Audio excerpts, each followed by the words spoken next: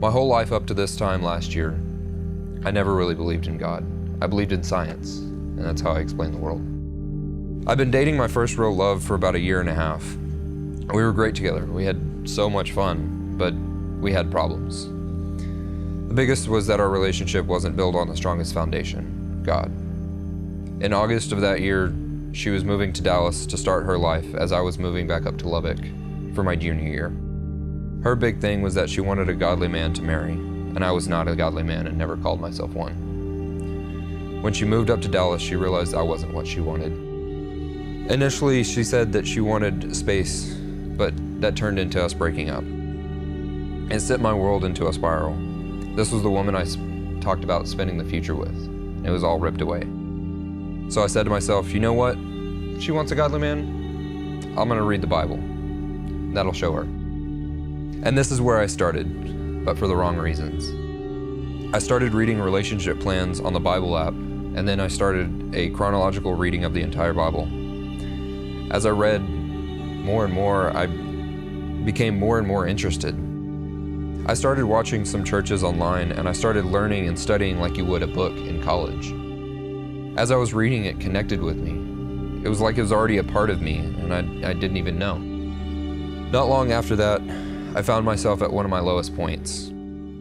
The same week, I went to Raider Church, and they were starting a new series called Rock Bottom. What a more perfect place to start. I was at rock bottom. That night, at the end of the message, they asked people who were at rock bottom to stand up, which I did. Then everyone else stood and placed their hands on us and prayed. I felt so much relief that night, like everything bad in my life had been pulled out, and the Holy Spirit moved in. That was the night I gave my life to Jesus. My dad was diagnosed with congestive heart failure a few years prior to that semester. A livable condition if you do all the right things. The week before Thanksgiving, I received a call that my dad was back in the hospital, and it appeared a part of his past had gotten a hold of him once again, but this time for a worse turn. He eventually got out, and finals week I received another call telling me that my dad was back in the hospital, and this time it didn't look like he was going to make it out.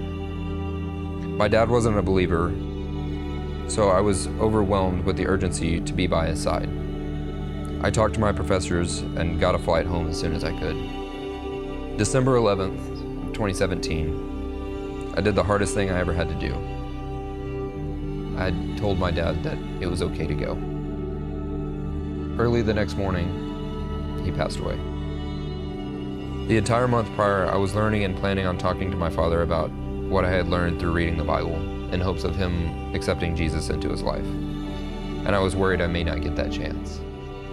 Before he passed, the chaplain from the hospital came in and told me that he and my dad had been talking. The last time he saw him, he had prayed for him, and he said my father had felt forgiven for everything he's done in his life. I was shocked because this wasn't my dad at all, and yet at the end of his life, he had an encounter with Jesus. There was a reason I didn't get that chance to share with him, whatever it was. Then that day after he passed, someone close to me had told me that he had a dream of him standing in front of them in a completely white suit. And all he said was, "Everything's gonna be okay." And I believed it. We had a series at Raider Church called DM. I felt like I had received a message from God during it, and it was the same word 3 times.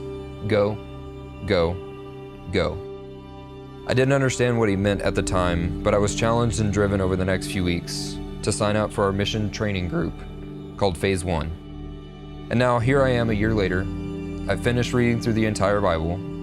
I'm still leading a Raider group, and soon I'll be leading an Explore group for our missions department. And I feel that one day I may be called to plant a church. There are people that know the Bible more than me. There are people that can speak better than me. There are people that can pray better than me.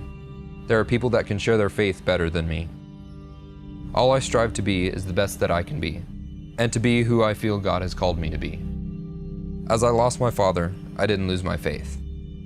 And as my entire world shook, my hope remained in Jesus.